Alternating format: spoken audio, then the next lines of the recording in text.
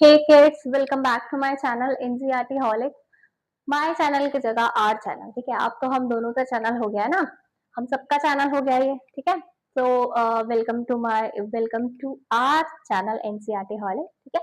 तो बेसिकली आज का वीडियो है third part of this chapter, which chapter of chapter number 12 class 9 का patterns in life, biodiversity and classification. Now ये previous slides कैसे लगी हुई है, जो हमने पिछले पार्ट में जो हमने पढ़ा था वही सब क्यों लिखा हुआ है। इसका रीजन ये है कि लास्ट पार्ट जो मैंने अपलोड किया था उसमें जो लास्ट का 5 मिनट्स का जो पार्ट था, आई थिंक वो उसमें वॉइस चली गई थी, ठीक है। तो लास्ट के बाद में मैंने जो समझाया था वो ये था, how has biodiversity evolve.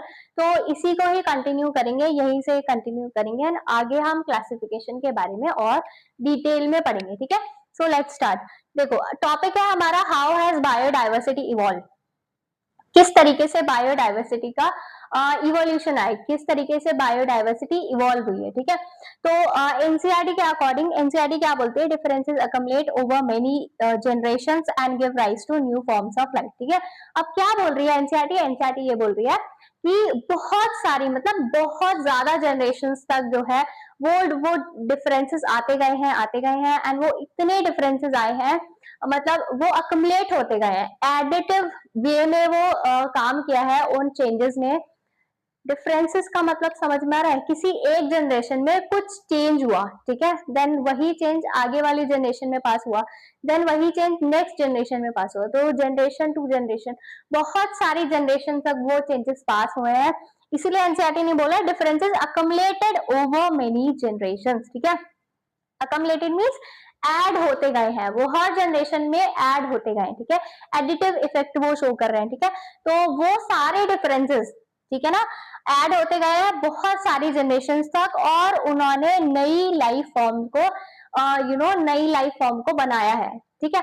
For example, इसका मैं एग्जाम्पल देती हूँ, जैसे मान लो बहुत पहले की बात मान लो, जब इस अर्थ का सिर्फ फॉर्मेशन हुआ होगा, ठीक है ना, तो क्या ह्यूमन बींग पहले ही आ गया था?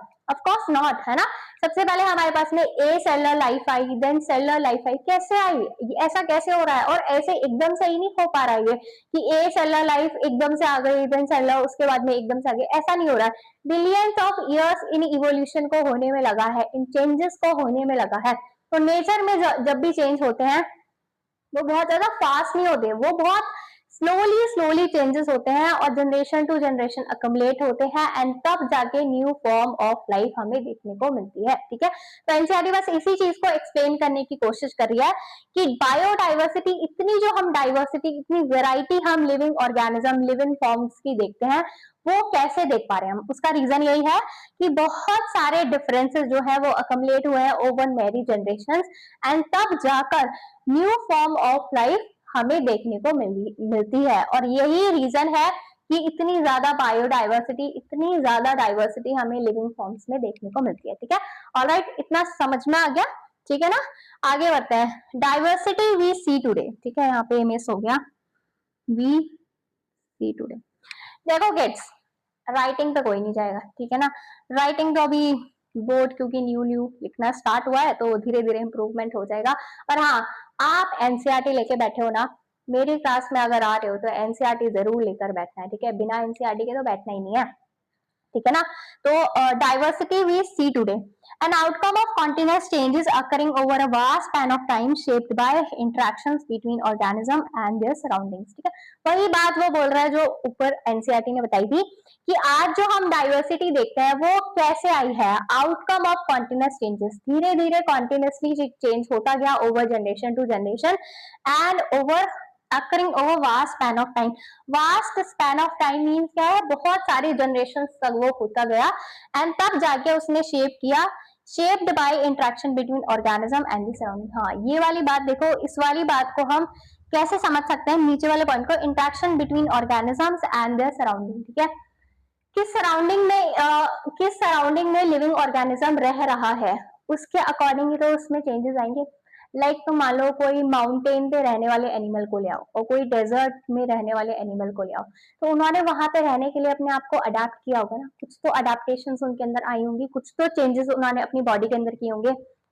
कि एक एक्सट्रीमली हॉट इन्वायरमेंट में रह पा रहा है, एक एक्सट्रीमली कोल्ड इन्वायरमेंट में रह पा रहा है। रीजन क्या है?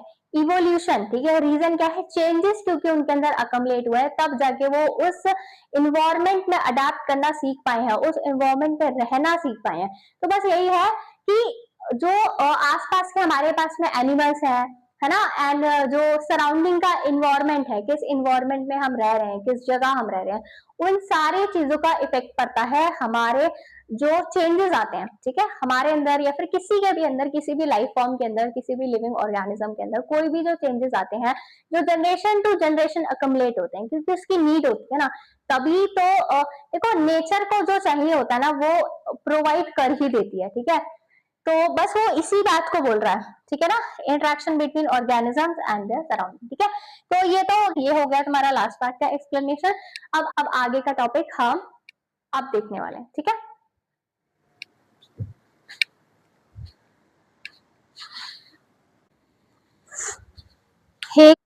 हे किड्स, अब स्टार्ट कर रहे हैं हम अपना next part of this chapter, ठीक है।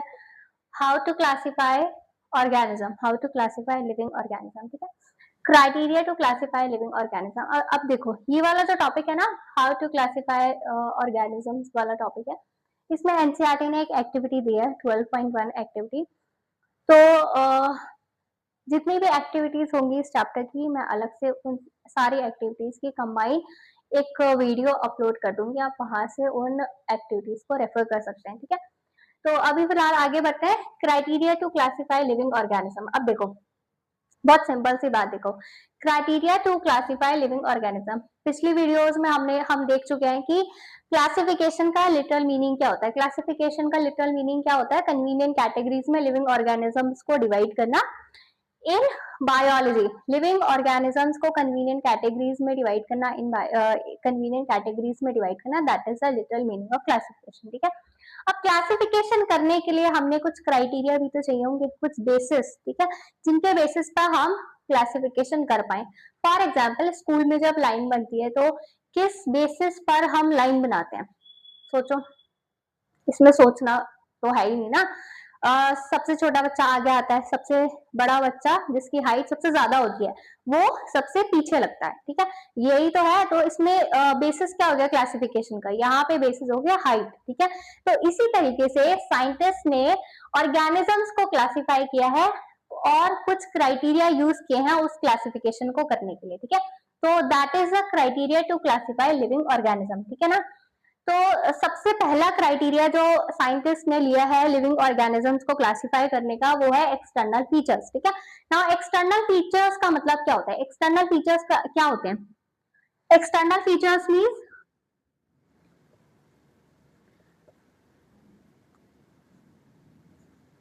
विजिबल कैरेक्टर्स, ठीक है। Visible characters are the external features, ठीक है। ऑर्गेनिज्म किस तरीके का दिखता है ना, हम किस तरीके का उसको देख पा रहे हैं। जैसे उसमें ले लो तुम size, shape and body organization, right, size, shape and body organization. तो ये तो हो गया हमारा एक्सटर्नल फीचर्स। एक्सटर्नल फीचर का मतलब समझ में आया? एक्सटर्नल फीचर का मतलब क्या हो गया? एक्सटर्नल फीचर जो हमें दिखता है, जो हमें बाहर से दिखता है, विजिबल कैरेक्टर्स जो हम देख पा रहे हैं, जिन कैरेक्टर्स को हम देख पाते हैं आंखों से, ठीक है, उनको हम कह रहे हैं एक्सटर्नल फीचर्स, ठीक है। नेक्स्ट क्राइटेरिया जो साइंटिस्ट ने यूज किया वो था मोड ऑफ न्यूट्रिशन, ठीक है। Mode of nutrition means autotrophic और हेटेरोट्रॉफिक, ठीक है, ऑटोट्रॉफिक और heterotrophic organism. Now autotrophic organism कौन होते हैं, हेटेरोट्रॉफिक ऑर्गेनिजम्स कौन होते हैं? सोचो, सोचना नहीं है, देखो मैं बताती हूँ डेफिनेशन, ठीक है, इसमें सोचना नहीं है, ठीक है ना, मैं बताती हूँ। देखो autotrophic organisms are those organisms who can prepare their own food, ठीक है, who can prepare their own food, those organisms are known as autotrophic organisms, ठीक है। And heterotrophic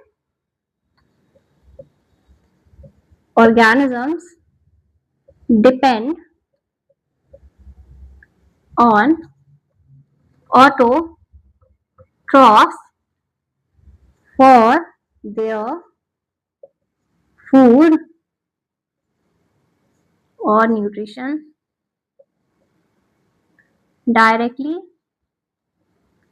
or indirectly are known as heterotrophic organisms. ठीक है, autotrophic में कौन आ गए? सारे प्लांट्स, राइट, फोटोसिंथेसिस करके अपना खाना खुद बना पा रहे हैं. ठीक है, तो ऑटोट्रॉफिक ऑर्गेनिजम्स कौन से ऑर्गेनिजम्स होते हैं? ऑटोट्रॉफिक मोड ऑफ न्यूट्रिशन वो ऑर्गेनिज्म शो करते हैं जो अपना खाना खुद प्रिपेयर कर सकते हैं. एग्जाम्पल सारे प्लांट्स. ठीक है, एंड हेटेरोट्रॉफिक ऑर्गेनिजम्स कौन से ऑर्गेनिजम्स होते हैं? वो ऑर्गेनिज्म जो ऑटोट्रॉफ्स के ऊपर डिपेंड करते हैं फॉर देयर फूड डायरेक्टली और indirectly. Now what do we mean by directly और इनडायरेक्टली? डायरेक्टली मींस हर्बीवोर है. ठीक है, herbivores are the directly dependent on the autotrophs. ठीक है, और इनडायरेक्टली मींस जो कार्निवोर्स होते हैं वो इनडायरेक्टली डिपेंड करते हैं ऑटोट्रॉफ्स पे. अब देखो मैं इसको एक एग्जांपल से समझाती हूँ. देखो यहाँ पे हमने मान लो एक ट्री है. ठीक है, ये क्या है? ये एक ट्री है. ठीक है, अब इसको कौन खाएगा? ट्री को किसने खाया? गोट. गोट ने खाया ट्री को. ठीक है, बकरी ने खाया ट्री को. ठीक है, अब गोट को किसने खा लिया? ह्यूमन ने खा लिया, मैन ने खा लिया. ठीक है, इंसान ने खा लिया अभी से. तो ये जो है गोट डायरेक्टली डिपेंड है ऑटोट्रॉफ पे. ऑटोट्रॉफ क्योंकि ट्री है ना, तो गोट डायरेक्टली डिपेंडेंस शो कर रही है ट्री पर, है ना. और ह्यूमन क्योंकि गोट पर डिपेंड है तो ये इनडायरेक्टली डिपेंडेंट शो कर रहा है ट्री से. ठीक है, देखो मैं इसको बताती हूँ थोड़ा सिंप्लीफाइड वे में इसको एक्सप्लेन करने की कोशिश करती हूँ. देखो ट्री है, ट्री को किसने खाया? गोट ने ट्री को खाया और ह्यूमन ने गोट को खा लिया. ठीक है, तो गोट का प्राइमरी सोर्स क्या है न्यूट्रिशन का? एनर्जी का सोर्स क्या है इसका? फूड. यहाँ ही ट्री ही तो है, ट्री से ही तो फूड मिल रहा है इसे. ठीक है ना, ट्री से ही तो फूड ले पा रही है ये अपना. समझ में आ रही है ना? अब ना ह्यूमन बीइंग ने किसको खाया? ह्यूमन ने खाया गोट को. ठीक है, मैन ने खा लिया गोट को. अब गोट के पास जो यहाँ से एनर्जी आई थी वही एनर्जी तो ह्यूमन के पास में ट्रांसफर होगी ना, तो इसीलिए ये इनडायरेक्ट डिपेंडेंस शो कर रहा है. ठीक है, इतना समझ में आया? इसको कॉम्प्लिकेट करने की जरूरत नहीं है, बहुत सिंपल है. ठीक है, सिंपल शब्दों में अगर मैं समझाऊं तो वैसे तो मैंने बता दिया. गो इंसान ने खाया गोट को, गोट ने खाया ट्री को. ट्री ने क्योंकि डायरेक्टली गोट ने क्योंकि डायरेक्टली ट्री को खाया है तो ये डायरेक्टली डिपेंडेंट शो कर रहा है. और ह्यूमन ने सीधे ट्री को ना खा के गोट को खाया है तो वो इनडायरेक्टली डिपेंडेंस शो कर रहा है. ठीक है ना, समझ में आ गया? चलो अब नेक्स्ट टॉपिक पे बढ़ते हैं. नेक्स्ट पॉइंट पे इंटरनल स्ट्रक्चर की बात करेंगे.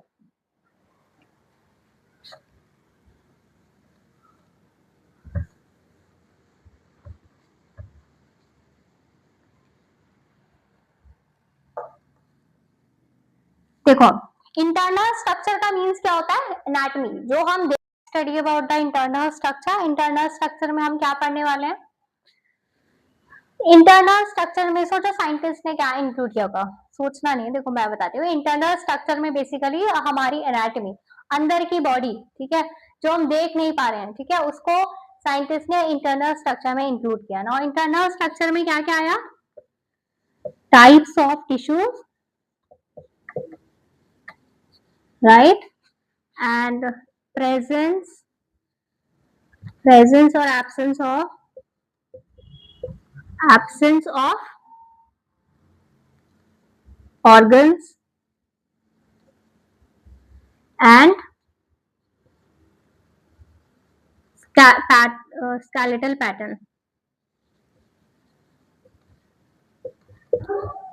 Skeletal patterns. ठीक है, टाइप्स ऑफ टिश्यूज, प्रेजेंस और एब्सेंस ऑफ ऑर्गन्स. ठीक है, एंड स्केलेटल पैटर्न. ठीक है, अब यहाँ पर देखो टाइप्स ऑफ टिश्यूज का मतलब क्या है? डिफरेंट टाइप्स ऑफ टिश्यूज होते हैं ना, अब जानते होगे. जैसे फॉर एग्जांपल देखो मानो टिश्यूज क्या होते हैं पहले ये समझो. सेल्स, सेल्स के एग्रीगेट से क्या बनता है? टिश्यू. ठीक है, टिश्यूज जो होते हैं वो किसके एग्रीगेशन होते हैं? Tissues are the aggregation of cells, ठीक है। तो सेल्स के same similar types of cells जब एग्रीगेट हो गए, जब साथ में आते हैं तो क्या बनाते हैं, टिश्यूज बनाते हैं, ठीक है। तो टाइप्स ऑफ टिश्यूज के बेसिस पे ना, what do we mean by types of tissue, देखो टाइप्स ऑफ टिश्यूज की अगर मैं बात करी हूँ तो देखो प्लांट्स में कितने टाइप के टिश्यूज होते हैं, मैं एग्जांपल दे रही हूँ। फॉर एग्जांपल पैरेनकाइमा है, ठीक है, पैरेनकाइमा है, देन कॉलेनकाइमा होता है, देन स्क्लेरेनकाइमा है, ठीक है, sclerenchyma, parenchyma, collenchyma, sclerenchyma. Then organs present है कि नहीं है, ठीक है। ऑर्गन्स प्रेजेंस और एब्सेंस ऑफ ऑर्गन्स का मतलब क्या हो गया, जैसे फॉर एग्जांपल बहुत सारे ऐसे एनिमल्स होते हैं जिनमें ऑर्गन्स ही प्रेजेंट नहीं होते। कुछ एनिमल्स ऐसे हैं जो सेलुलर होते हैं, ठीक है, सिंगल टाइप ऑफ सेल है। कुछ एनिमल्स ऐसे हैं जिनके पास में टिश्यूज ही है खाली, कुछ के पास में ऑर्गन है एंड कुछ के पास में ऑर्गन सिस्टम है, ठीक है। तो इस तरीके से इंटरनल स्ट्रक्चर के बेसिस पर भी साइंटिस्ट ने क्या किया, ऑर्गेनिजम्स को, लिविंग ऑर्गेनिजम्स को डिवाइड किया, ठीक है ना। नेक्स्ट पार्ट है हमारा सेल स्ट्रक्चर। नाउ सेल स्ट्रक्चर में हम क्या क्या पढ़ने वाले हैं, देखो सेल स्ट्रक्चर में स्पेस, देखो सेल स्ट्रक्चर में हम जो पढ़ते हैं वो है यूनिसेलुलर, यूनिसेलुलर और मल्टीसेलुलर, मल्टी सेलुलर, राइट। और क्या हो सकता है, ऑटोट्रॉफिक, नहीं ऑटोट्रॉफिक तो हो गया ना हमारा, यस ऑटोट्रॉफिक तो न्यूट्रिशन में गया, ऑलराइट। यूनिसेलुलर और मल्टीसेलुलर एंड यूकैरियोटिक और प्रोकैरियोटिक, यूकैरियोटिक और प्रोकैरियोटिक।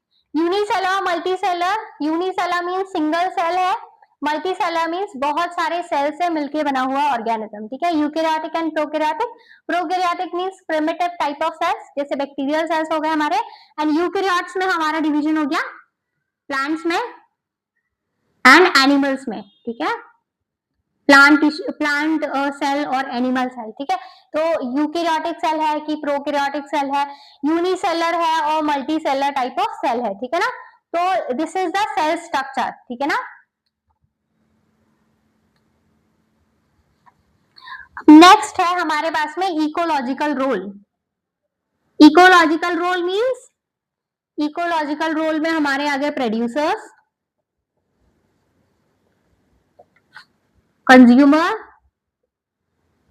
कंज्यूमर्स एंड डिकम्पोजर्स, ठीक है। प्रोड्यूसर मीन्स जो खाना बना रहा है, जो एंटायर लिविंग ऑर्गेनिजम्स को जिंदा रखने के लिए खाना खुद बना रहा है, ठीक है।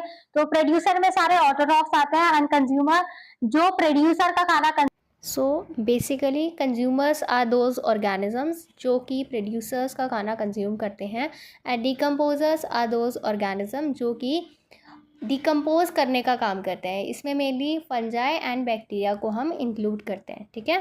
Basically decomposers are those organism जो कि डेड ऑर्गेनिक मैटर्स को डिकम्पोज करते हैं सॉइल में, एंड देन वो सॉइल की फर्टिलिटी को इंक्रीज़ करेंगे। ये हमने लास्ट वीडियो में भी देखा था, राइट। अब next we move on the point reproduction, ठीक है। अब रिप्रोडक्शन में हम देखने वाले हैं asexual type of reproduction and sexual type of reproduction. Now asexual type of reproduction जो शो करते हैं ऑर्गेनिज्म, वो कौन होते हैं। Asexual type of reproduction means single parent is involve for the formation of a new progeny, and in the sexual type of reproduction two parents are involve in the formation of a new individual, right? Now we move to the next point, genetic similarity. Now what do we mean by genetic similarity? So basically genetic similarity means inherited features में similarity हमें देखने को मिल रही है, ठीक है। Inherited features में similarities हमें देखने को मिल रही है, उसको हम बोल रहे हैं जेनेटिक सिमिलैरिटी। अब ना इसको हम किस चीज़ से साइंटिस्ट इसको पता करते हैं, तो बेसिकली डीएनए के बेसिस पर जेनेटिक सिमिलैरिटीज़ को देखा जाता है, right. Now the question is, what are the inheritable features or the inherited characters? तो inherited character means, inherited features mean which can be transferred from one generation to the next one. Okay, so we can take an example. For example, inheritance का example लेते हैं, ठीक है. मान लो बहुत सारे human beings हैं, ठीक है, बहुत एक पॉपुलेशन मान लो पूरी, ठीक है. नाउ अब हम कंसिडर करते हैं हर एक इंडिविजुअल एक दूसरे से अलग है. हाउ, किस तरीके से वो अलग हो पा रहा है, कैसे पता करेंगे हम उसे? तो जीन्स के बेसिस पर ही तो हम उसको देखकर पता करेंगे ना कि उनमें कितनी सिमिलैरिटी है एंड कितने डिफरेंसेस हैं. ओनली सिर्फ 0.1% का ही डिफरेंस हमें देखने को मिलता है हर एक इंडिविजुअल में, right. Okay, so next point NCERT बोलती है similar features in organism suggest they evolve from common ancestor. Now इसका मतलब क्या है? देखो, इसका मतलब सिंपल सा ये है कि अगर दो इंडिविजुअल अगर हम ले रहे हैं, ठीक है, मान लो हमने 2-3 इंडिविजुअल लिए, उनमें कुछ सिमिलर फीचर्स हमें देखने को मिल गए, तो वो क्या सजेस्ट करते हैं? वो सजेस्ट करेंगे कि उनका जो एंसेस्टर होंगे, उनके जो पूर्वज होंगे, वो कॉमन ही रहे होंगे. फॉर एग्जाम्पल, मान लो ऑर्गेनिज्म ए है, ठीक है, देन ऑर्गेनिज्म बी है, ठीक है, organism A1 and organism A2 and उनका एंसेस्टर जो है वो O1 है, ठीक है. अब A1 और A2 में हमें कुछ सिमिलैरिटीज़ देखने को मिली इस टाइम पर, तो हम क्या रेफ़र कर सकते हैं? हम ये रेफ़र कर सकते हैं वहाँ से कि इनके एंसेस्टर्स मीन्स इनके जो पूर्वज होंगे वो शायद सिमिलर रहे हों, है ना. पक्का तो कुछ बोल ही नहीं सकते ना हम, तो शायद उनके एंसेस्टर जो है वो सिमिलर रहे हों, ठीक है. So this is all about this chapter, मतलब this is all about this part. So now let's revise. हमने आज क्या क्या पढ़ा? हमने पढ़ा criteria to classify living organism. इसमें हमने पढ़े कौन कौन से क्राइटेरिया.